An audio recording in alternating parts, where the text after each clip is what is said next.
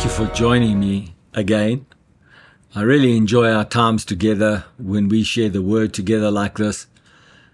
The last time we were together, I spoke to you about from Ecclesiastes chapter 5. I'm going to go back there and I read to you verse 1 from the New Living Translation this time. And this is what it says.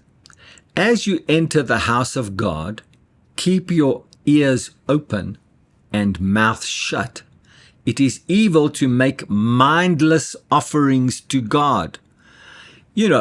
All right, Lord, I'm going to stop doing this. I'm going to do that. I'm going to not do this. And in the hope that your offerings will make a difference in your relationship with God. No, what the scripture says here is, as you enter the house of God, keep your ears open and your mouth shut. There's value in hearing what God has to say, in being in the presence of God. The rest of the scripture, verse 2 in the New Living Translation says, don't make rash promises and don't be hasty in bringing matters before God. After all, God is in heaven and you are on earth, so let your words be few.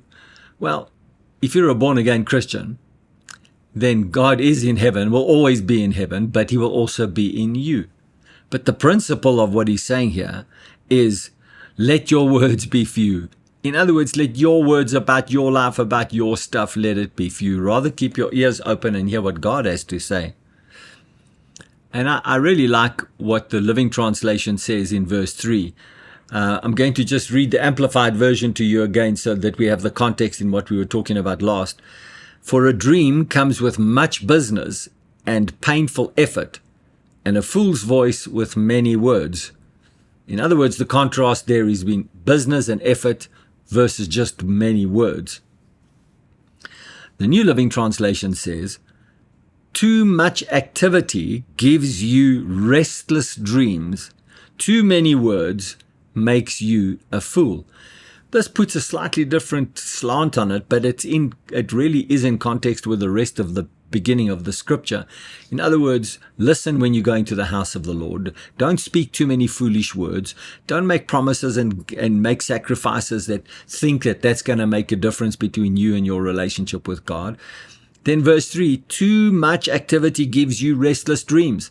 In other words, if your whole life is about, I got to do, I got to do, I got to do, I got to act, I got to plan, I got to act, I got to do, I got to do, and if I'm not using all of my time, all of my energy, all of the time, and I don't feel like I'm busy all of the time, then I'm really not really being effective or productive. Well, this scripture says too much activity gives you restless dreams. Too many words makes you a fool. Perhaps this is a good time for us to have a conversation about this. I wonder if there is a place that we can have with God. I mean, I know the answer to this question because I've experienced it in my life, where you can get so busy doing things that you don't know that the things that you're doing, whether they're good or not, or whether they're God or not, you just do many things. And of course, if you're a things doing person, I'm using this language on purpose, a doing things person, then you're always going to be in the activity of doing, a doing person. Sometimes it will take as much discipline to slow yourself down and take time out to get before God and hear what he has to say. Remember the house of God? When you go as you enter the house of God, keep your ears open and your mouth shut. Well, I could put it this way.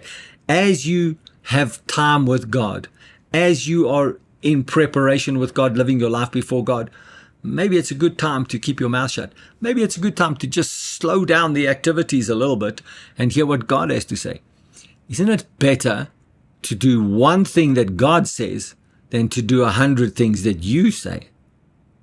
I think it's better to do one thing that God says and give it everything you've got than to do 100 things that you say or that other people say or that life demands that you do.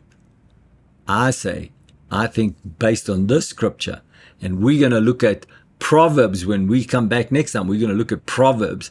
We're going to talk about some of the things in Proverbs and how it underlines what we've been talking about as we reach for the dreams that God gives us in our lives. Bless you.